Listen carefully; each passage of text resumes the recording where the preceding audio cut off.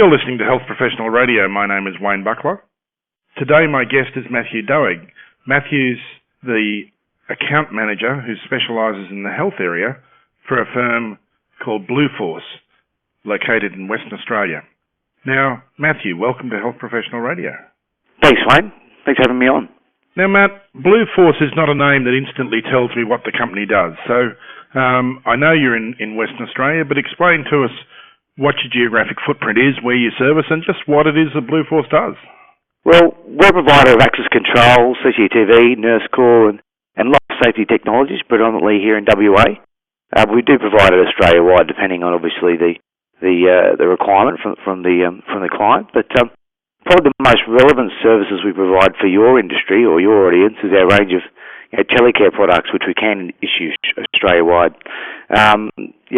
We provide these services to retirement villages, persons living independently in the community, obviously hospitals and hack teams and things like that. So what's the system do, Matthew? Well, essentially, obviously, telecare, many of your audience will know sort of what that's about, but essentially your medical alarms that are installed for people living independently in the home. Mm-hmm. So probably the most relevant thing for your audience is where someone's sent home, with a change in medication, or they've just had an operation, and the occupational therapist or the surgeon or the family just want peace of mind knowing that, if they need help, they can get it at the press of a button. So this is the idea of distress pendants and that sort of thing? That's right, yeah, and they can work via, your standard telephone line or the GSM network. So there is flexibility in that, and they do still work in rural areas, which is an important one as well. Okay, so does the telecare extend beyond the kind of distress range? Does it extend into other forms of monitoring? Yeah, that's a very good question. The devices can be set up with medication reminders, showering reminders, appointment reminders, and can even monitor, inactivity. Some of our technologies can actually be set up as a home dementia kit as well for those that are patient wander alerts and things like that. So they'll actually track when people have wandered away?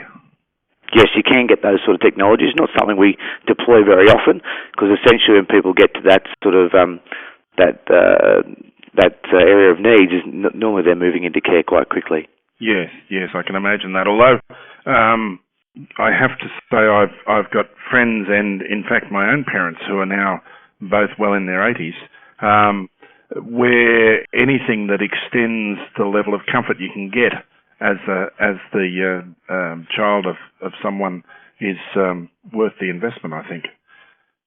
Definitely, and that's what we, obviously with all the government initiatives, trying to get people to stay in the home for a lot longer, some of these assistive technologies allow you to do that. And so you monitor these systems 24 hours a day, Matt? So yes, we got a Grade 1 ASIL graded monitoring centre here in Western Australia. What that means is our control room are subject to certain audits and control measures to ensure that we've got communication with your mother or father or a relative or patient all the time. So we are a 24/7 service. We've got 24/7 on-call service technicians as well. But in terms of our monitoring centre, we can also call police because of our grading as well. So we're not just for distress or a medical emergency. If there was some other type of emergency where they required police, they could press their button and we'd call the police for them as well. Nice. So how it works is you press your button, it might be a pendant or a watch-style pendant, it sends an alarm to a monitoring centre, and then we're trying to establish two-way voice contact with the patient or the resident at home, establish what the emergency is, and obviously render assistance as required. I see. Now, Matt, do you put services into facilities as well?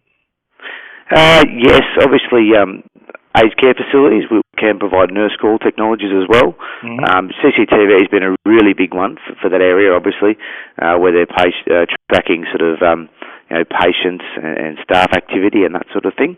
But mainly independently in the community are the ones where we put the medical alarm devices, but retirement villages are a large market of ours as well.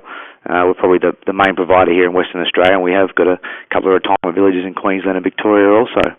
And I guess if you're doing CCTV monitoring the services then extends beyond healthcare into security as well. Well, we are a major security provider here in Western Australia.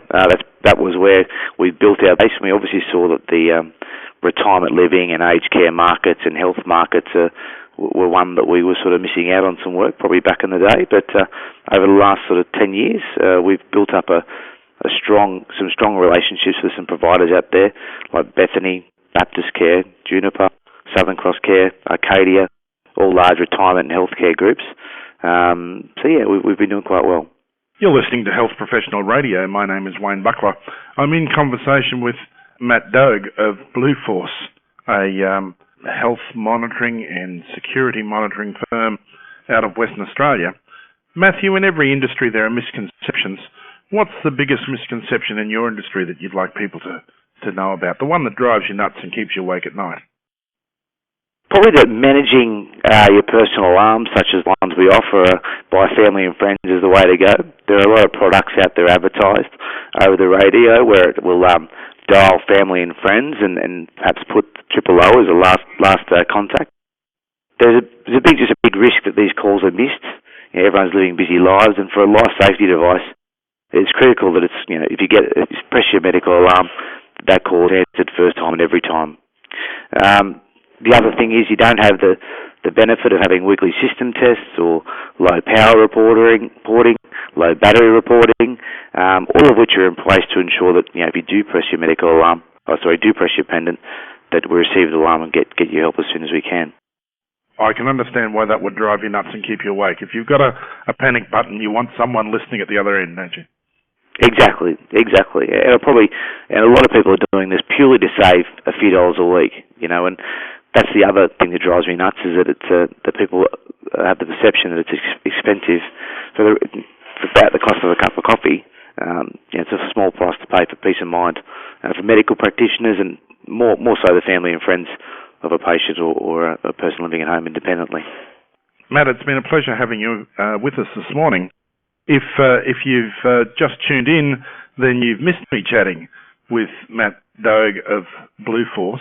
But the good news is we have a transcript on our website and a SoundCloud archive and a YouTube archive, so you can hear what we've been talking about if you've missed our interview this morning. They're available on our website at www.hpr.fm. And if you'd like more information about Blue Force, you can head off to their website at www.blueforce, that's BLUEFORCE, blueforce.com.au. Matt, thanks for being with us today. Thanks, Wayne. This is Health Professional Radio. You've been listening to Wayne Buckler.